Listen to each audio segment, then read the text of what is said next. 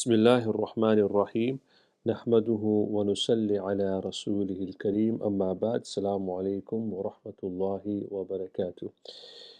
Let's begin by looking at a mas'ala which is pertaining to the question that if a person is in ihram, can he or she get married?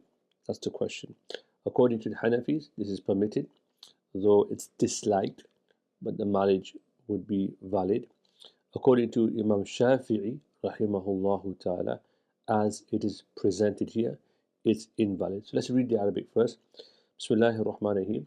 قال ويجوز للمحرم والمحرمة أن يتزوج في حالة الإحرام.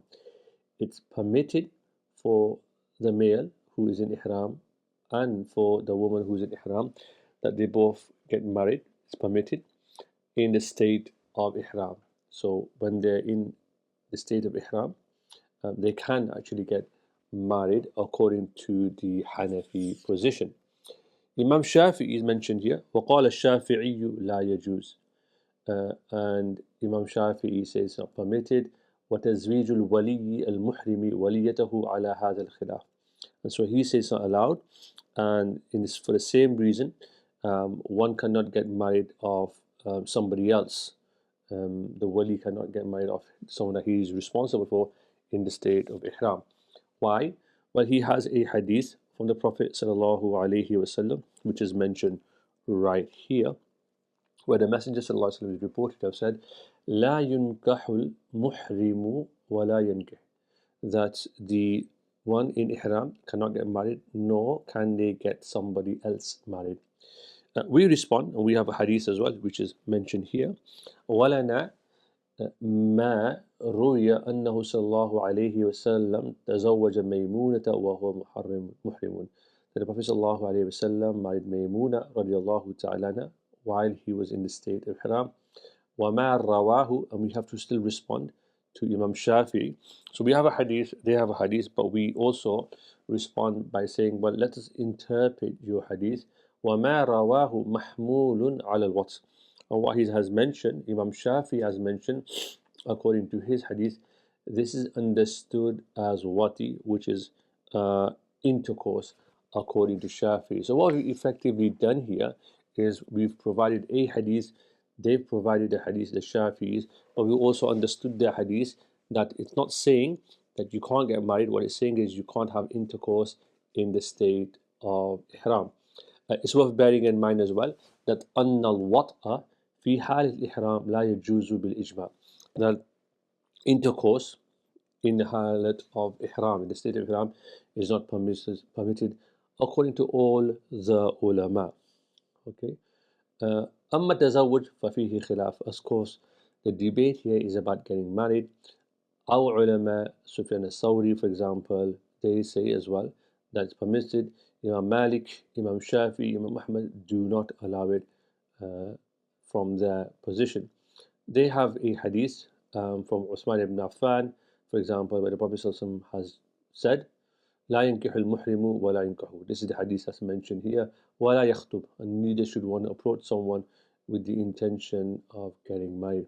We maintain that it's permitted, though it's disliked. ولنا ما روى البخاري, Imam Bukhari mentions in his Sahih from عبد القدوس بن حجاج قال حدثنا الأوزاعي قال حدثني عطاء بن أبي رباح عن ابن عباس رضي الله عنهما أن النبي صلى الله عليه وسلم تزوج ميمونة وهو محرم. So we have this hadith that the Prophet himself married Maymuna radiallahu ta'ala anha while he was in ihram. So what we have is we have two hadiths here.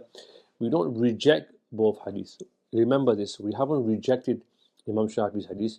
What we've done is we've approached the hadith in such a way that they are both applied.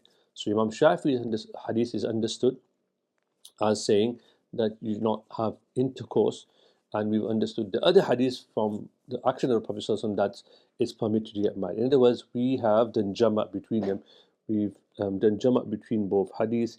One is saying no intercourse, and the other one is saying it's permitted to get married. Yeah, that's all we've done here, and we've reconciled them. So you can see how the fuqaha work.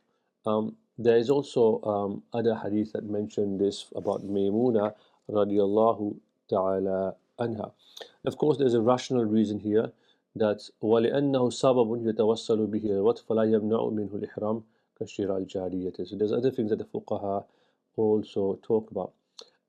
Even if you accept this hadith, some people say, what about this riwayah from Malik and Rabi'a from Sulaym bin Yasar that the Prophet ﷺ married Maymuna actually not in Ihram, but when he was in the state of, when he was halal. In other words, he wasn't in Ihram. So this is an objection that might come. And this is an important usul. Now we say it's mursal. So we say this is a khabar wahid, it's a mursal riwayah, even if we were to accept it. Now what you have here is an interesting usul from our madhab. You have a verse in the Quran where Allah subhanahu wa ta'ala says in Surah An-Nisa, فَانْكِحُوا مَا طَابَ لَكُمْ مَا طَابَ لَكُمْ. This verse is am, it's mutlaq, there's no conditions, and it's obviously from the nas, taken from the Quran. And then you have a hadith which is saying that the Prophet ﷺ married in the state, not in the state of ihram. Now, what you would do is, because the Quran is am mutlaq and is mutawatir, so in terms of its epistemological standing, it's mutawatir. And you have a hadith which is a khabari wahid, which isn't as strong as a mutawatir. Now, if you can do amal on both, you can combine them, you would do that. But clearly you can't do that here. So why would you restrict something that's mutawatir, that's am mutlaq from the Quran? In other words, there's no restriction on it, and place a restriction upon it. And so this is how verses of the Quran would play with the hadith of the Prophet sallallahu alaihi wasallam. So فَمَنْ شَرَطَ أَنْ لَا يَكُونَ مُحْرِمًا فَقَدْ زَادَ عَلَى النَّصِّ. You basically added to the Quran. You're not allowed to do that. بِخَبْرِ الْوَاحِدِ وَذَلِكَ لَا يَجُوزُ. So this is not permissible as well. So this is another response, which Imam al-Ghilani doesn't mention, but I think it's worth just reflecting upon when we're doing fiqh.